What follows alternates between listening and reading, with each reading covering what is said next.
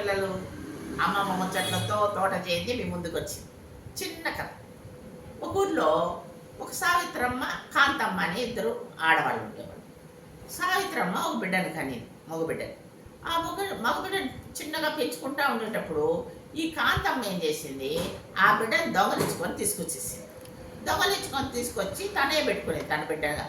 సావిత్రమ్మ ఏమైంది, అమ్మ అమ్మ ఆ బిడ్డ నా బిడ్డ, నువ్వు ఎలాగ ఎత్తుకొస్తావు, నా బిడ్డ నాకు ఇచ్చేయనేసి కాంతమ్మని అడుగుతుంది. అడిగితే కాంతమ్మ ఈ బిడ్డ నా బిడ్డ నేనే కనింది, నీది కాదు, ఈ బిడ్డ నా బిడ్డ అని గొడవ వేస్తుంది అనమాట.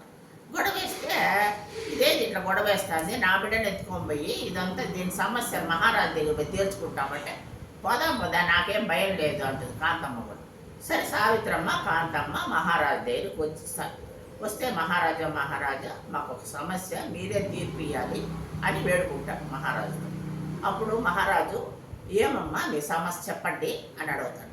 సావిత్రమ్మ వండుకొని ఆ బిడ్డ నా బిడ్డ, నేను కనింది, మా ఇంట్లో నుంచి కాంతమ్మ తీసుకెళ్ళిపోయింది కాబట్టి ఆ బిడ్డ నాకే ఇచ్చేటట్టుగా న్యాయం చెప్పండి అని రాజును అడుగుతుంది.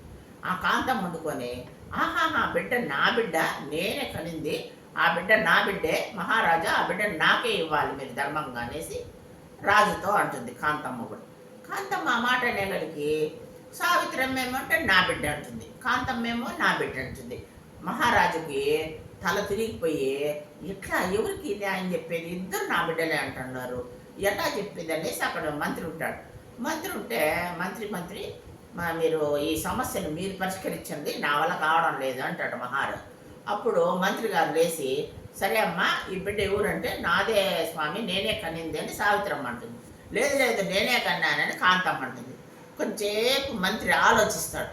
ఆలోచిస్తే సరే నేను ఒక న్యాయం చెప్తా, ఆ విధంగా మీరు ఇదండి అంటే అలాగే అంటారు ఇద్దరు. ఈ బిడ్డని సేనాపతి కత్తి తీసుకురావో, ఈ బిడ్డని 2 ముక్కలు చేసి ఒక ముక్క ఒక ఆమెకి, ఒక ముక్క ఇంకో ఆమెకి ఇచ్చేద్దాము అనేసి అంటాడు.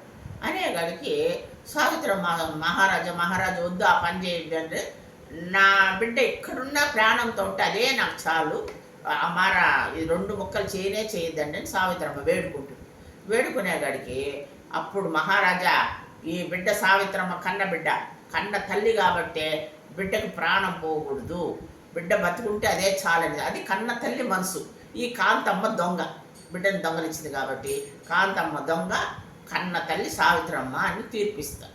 అప్పుడు మహారాజు ఓహో అలాగా అమ్మ సావిత్రమ్మ నీ బిడ్డను నువ్వు తీసుకో, ఈ కాంతమ్మని ఎత్తుకొని పోయి సేనాధిపతులు ఈ కాంతమ్మని ఎత్తుకుపోయి బందిఖానాలు వేయండి అని చెప్పి బందిఖానాలు వేసేస్తారు.